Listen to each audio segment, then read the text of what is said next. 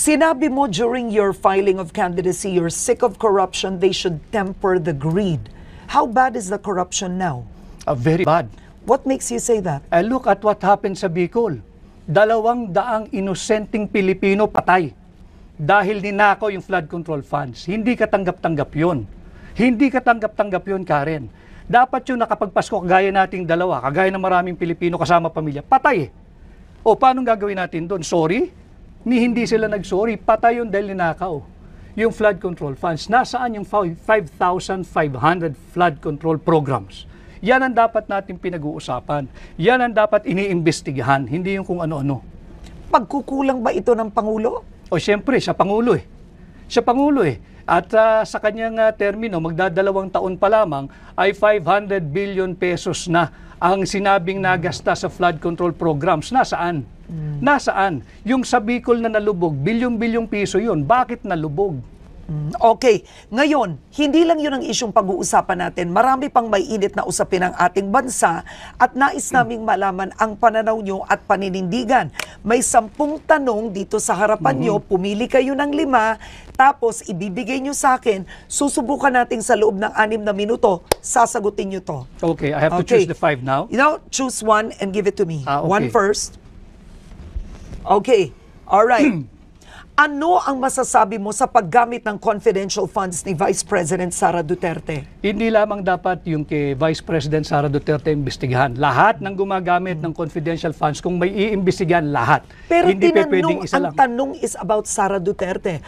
Yung paggastos niya ng confidential funds, sinabi niya hindi siya magpapaliwanag sa Kongreso. Tama ba yun? Tama, sapagkat binibigyan siya ng COA until January or February of this year to comply with documentation. Yung notice of disallowance, Karen, ito'y malaking kasinungalingan.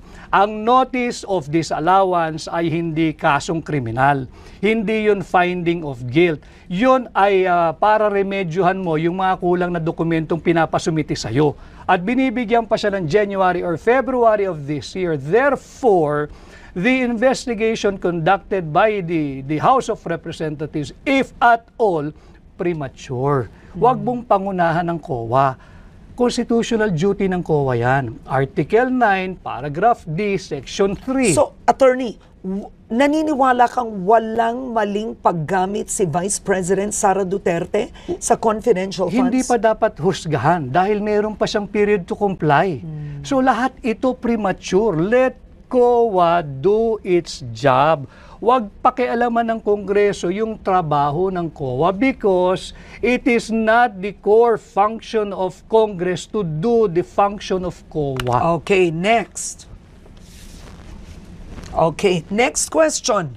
Pabor ka ba na gawing legal ang divorce sa Pilipinas? Hindi ako komportable diyan sa pagpapaligal ng gagawing legal ang divorce. O bakit? Ayaw mo yung salitang divorce? Sapagkat nandyan na yung annulment at yung legal separation. At sa tingin ko, sapat na yan. At again, on constitutional ground, mahirap naman basta lang tayong susuong sa divorce bill dahil malinaw na kinikilala ng ating saligang batas, Article 2, Section 12 of the Constitution. Pinapalakas kinikilala ang pagiging sagrado ng pamilya. In fact, it is treated as the basic autonomous social institution na dapat palakasin. So on constitutional ground, may reservation ako sa divorce bill. Next. Yan. Okay.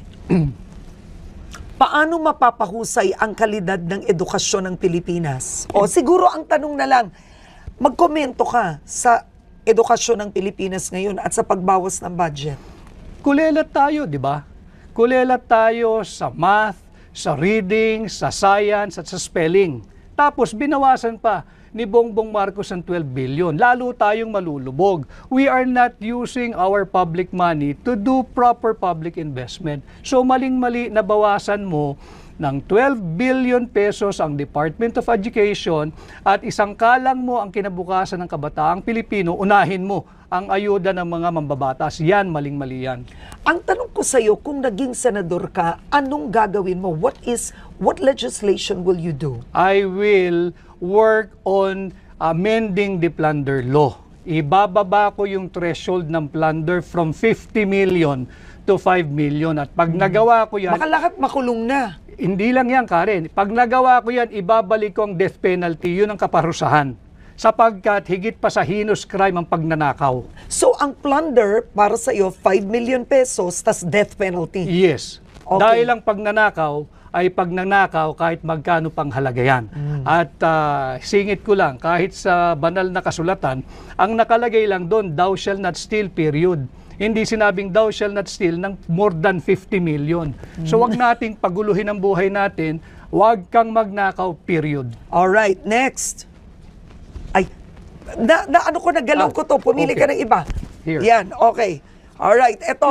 Sa issue ng West Philippine Sea, tama ba ang ginagawang pivot ng administrasyon sa US mula sa China? Hindi ako sang-ayon. Oh. Sa pagkatatandaan natin, at nandito naman yung team mo, suriin ninyo yung naging pahayag ni Bongbong Marcos noong 2022 SONA. Nung sinabi niya, as regards our standing in the community of nations, that we shall be friend to all and an enemy to none. Nag-pivot ka na. Andito na tayo, kaaway na natin ang China dahil we are pursuing hindi na independent foreign policy, kundi interest na ng Estados Unidos ito eh. With the proliferation of US military bases. Yung EDCAng yan, US military bases yan eh. But that's not a US military base. EDCA is not. No, they call it EDCA, pero nandoon na yung mga Article 18, Section 25 of the Constitution. No foreign bases, troops and installation. Anong tawag natin sa EDCA? Andun ang tropa nila, nandun ang base, nandun ang armas, nandun ang bomba, nandun ang missile. But that is essentially US military bases. But and even the Supreme Court said EDCA is constitutional. Pero nandirito na sila, Karen. Basahin natin ang Article 18, Section 25. I will not argue with the Supreme Court. I'm a member of the bar. Pero hindi naman lahat ng desisyon ng Supreme Court ay sinasang-ayunan ko. At marami din silang naging desisyon ng araw na binago rin nila paglipas ng panahon. Baka sakali, ganun din ang mangyari dito. Okay. Kasi sinabi mo, in one of your speeches, you said, dapat ihintunaan ng administrasyong ito yung belligerent rhetoric niya. Yes. When it comes to the West Philippine Sea. Yes. Because we're putting our Filipinos in harm's way na nandoon sa teritoryo ng China. Yung Pilipino sa Macau, yung Pilipino sa Hong Kong, yung Pilipino sa mainland China, paano pag nagkaroon ng retaliation? Hindi yung gobyerno ng China, they will not do that.